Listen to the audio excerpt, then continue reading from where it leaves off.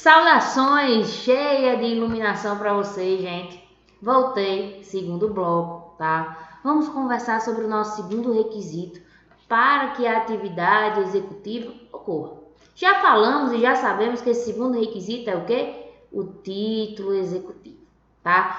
Diante disso, sem mais delongas, calma, errinho aí técnico, tá? Deixa eu diminuir aqui o meu tamanho na sua tela e me acompanha.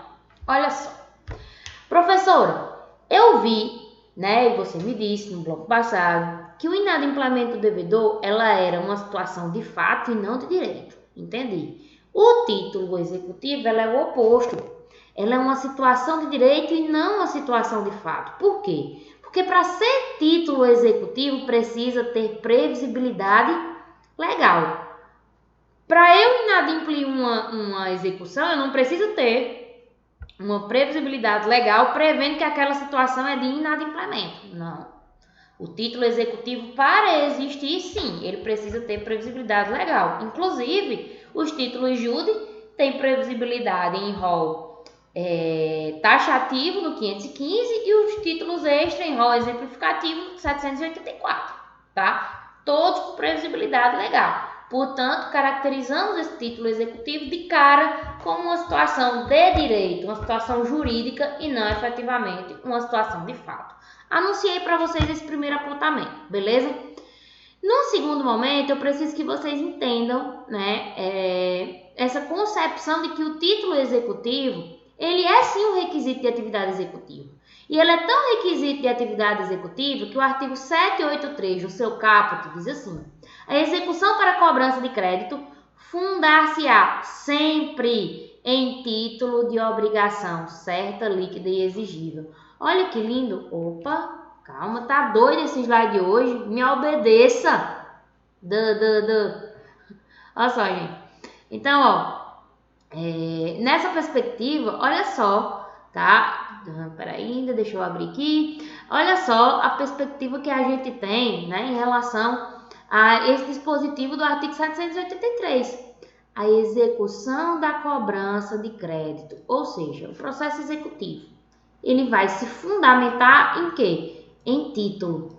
E esse título, ele materializa uma obrigação que caracteristicamente é certa, líquida e exigível, tá? Então, resumidamente e de forma expressa em lei, o título executivo, ele aparece sim como um requisito para a atividade executiva, porque se ele não existe, eu fico impedido de promover qualquer tipo de processo de execução.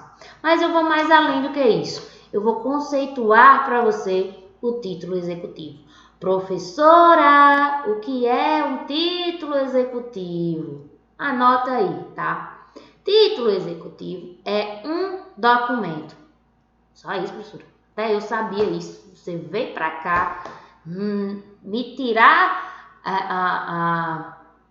tempo para eu assistir sua videoaula, para você me dizer que título executivo é um documento. Calma, tranquilize-se. Título executivo é um documento que materializa a existência de uma relação jurídico-obrigacional cuja prestação caracteristicamente é certa, líquida e exigível, a qual surgiu em decorrência de uma situação fática ou da deliberação de um ato jurídico. Ih, complicou mais, professora. Não, compliquei não, tá? Por que você falou todo esse conceito, professora? Simples, olha só. No Brasil, na verdade, no Brasil não, tá? Em relação aos títulos executivos, existem várias teorias sobre a sua conceituação e sua própria formação, tá? As duas principais teorias sobre essa formação do título executivo é a teoria do ato-fato, tá? E a teoria do documento. No Brasil, né, nós adotamos as duas teorias de forma misturada. Então, nós mesclamos as duas teorias. No Brasil, nós podemos dizer que título executivo é definido tanto pela teoria do ato-fato, como é definido também pela teoria do documento. Professora, como assim? A teoria do ato-fato diz que título executivo ele existe em decorrência do que ele é, do que ele é formado, do objeto obrigacional que ele explicita. Então, o ato que gerou a relação jurídico-obrigacional ou ao fato que ocasionou a formação dessa obrigação, tá? Um fato, por exemplo, num título executivo judicial. Na ação de indenização, a reparação de um dano, supõe um acidente automobilístico, tá? E aí o juiz condenou o pagamento de uma indenização para fazer a reparação desse dano. Ora, uma obrigação que surgiu de um fato ocorrido. Ou uma obrigação que surge do descumprimento de um contrato de compra e venda, de um ato que foi celebrado entre as partes. Então, pela teoria do ato-fato, o título executivo ele é a representatividade do objeto obrigacional. Seja um objeto obrigacional decorrente do ato de relação jurídica celebrado entre as partes, seja um objeto obrigacional decorrente, né, de um fato que gerou a obrigação. Beleza? Mas nós temos a segunda teoria, que é a teoria do documento. E aí, o título executivo, por essa teoria, ele é visto através da sua forma. Como assim, professor? O título executivo, quando ele atende às formas previstas em lei. Quando o contrato é consignado por duas testemunhas, ratificado por duas testemunhas. Quando o termo de ajustamento de conduta proposto pelo Ministério Público segue todas as suas especificidades legais, né? Quando a decisão judicial, a sentença transita em julgado. Então, a formação do título, né, prevista em lei, o transforma em um documento formal, né, com características próprias, e aí por essa razão ele se torna um título executivo. Então, no Brasil nós adotamos as duas teorias. Título executivo do Brasil tanto é a representatividade da sua forma prevista em lei, como também a representatividade do próprio objeto obrigacional decorrente de um ato jurídico ou decorrente, né, de um fato. Beleza? Show de bola? Seguindo, olha só, nós vimos, né, que nesse título ele vai fazer constar a obrigação. E a obrigação, caracteristicamente, vai ter o quê? Três características, né? A certeza, a liquidez e a exigibilidade.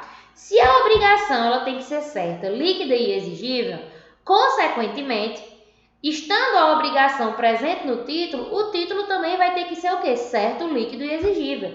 Então, olha só, galera, é verdade eu dizer que a obrigação sendo certa, líquida e exigível faz com que o próprio documento, o título, também se torne certo, líquido e exigível, tá? Mas, professor, o que é essa certeza, o que é essa liquidez, o que é essa exigibilidade? Ora, para que eu possa entender a certeza, né, como característica do título executivo e da própria obrigação, eu tenho que me fazer algumas perguntas. Pergunto, quem deve? Para quem deve? Como deve e o que deve? Ora, a certeza nada mais é do que a identificação dos elementos da obrigação. Como assim, professor? Os elementos da obrigação? Sujeito ativo, sujeito passivo, objeto, forma de pagamento. Olha só que lindo. Quem deve? Devedor. Para quem deve? Credor. Como deve? A forma de pagamento. O que deve? O objeto. Então, quando eu identifico os elementos de formação da obrigação, eu consigo dizer que ela é certa. Se eu não sei quem é o devedor, professor, a certeza morre. Se eu não tenho certeza, existe uma falha no título executivo e ele não é apto a ser executado. Show de bola? Liquidez, professor, eu tenho que me perguntar, quanto deve? Eu não posso ter uma obrigação ilíquida, uma obrigação que eu não consiga estipular o valor ou efetivamente qual é a ação ou a obrigação ali a ser cumprida, adimplida. Então, a liquidez indica, né, a efetivação e a demonstração desse item. E por fim, a exigibilidade, eu me pergunto, a obrigação está vencida? Ela é atual? Ocorreu mediante uma condição ou algum termo, tá? Por quê, professora? Se a obrigação está vencida, certo? Eu posso exigi-la. Eu não posso exigir obrigações que ainda estão dentro do prazo. Se a obrigação é atual, ainda não está vencida, não excedeu o prazo que se tinha para fazer o cumprimento da obrigação, não há possibilidade de executá-la, tá? Mas uma vez que ela esteja vencida, que o descumprimento ocorreu em virtude do seu vencimento e tal, ela se torna exigível. E eu tenho que analisar também, se essa exigibilidade está condicionada a alguma coisa, tá? Ou até mesmo a um termo inicial ou a um termo final, tá? Foi estabelecida alguma condição ao cumprimento da obrigação? Ou foi estabelecido um marco inicial ou final para o cumprimento dela? Então, eu tenho que me fazer essas perguntas para verificar, para atestar essa exigibilidade.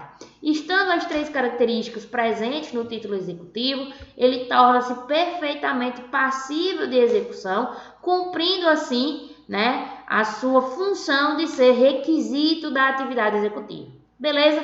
Olha só, terminamos nossa aula de hoje. Bem simples, bem rápido, bem prático, mas são informações que nós trouxemos hoje essenciais para que a gente continue entendendo o processo executivo, tá? Sem mais delongas, a gente se encontra mais para frente. Prestem bem atenção, anotem as informações importantes, qualquer coisa dá uma paradinha no vídeo, viu? E anota, Lembra do nosso caderninho. Tô morrendo de saudade do nosso quadro, mas, já que nós não temos nosso quadro, você dá um pause aí, Eu vou ficar aqui só observando, viu? Vocês a fazerem as anotações, as nossas OBS, beleza? Até mais, gente. Beijo, beijo. Fiquem com Deus.